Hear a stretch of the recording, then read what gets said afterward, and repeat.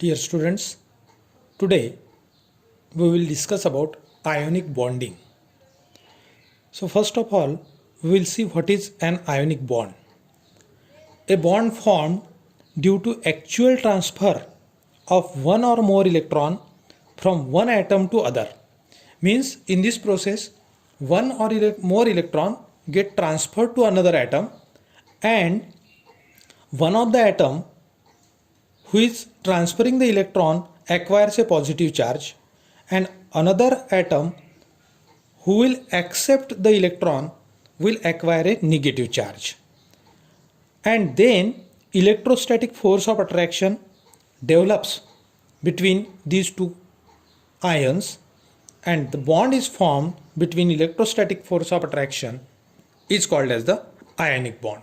So it is the actual transfer of one or more electron from one atom to another atom. So there are different types of cations which are formed. For example, the cations having no valence electrons, for example H plus, in this case there is no electron at all, only proton is there.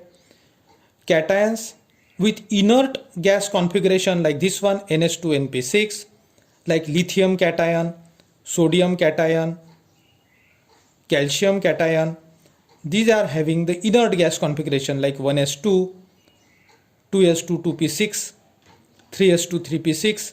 These are the inert gas configuration having cations.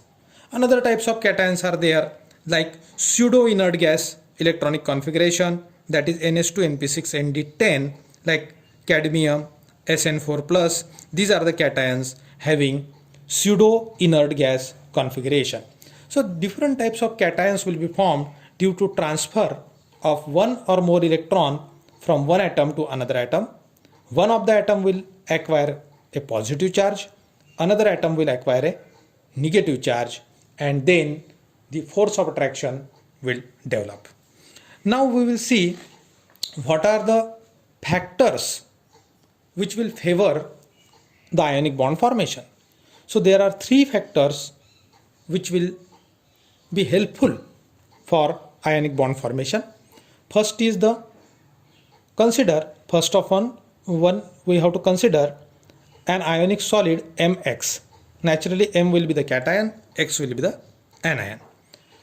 So first factor which is responsible is low ionization energy of M.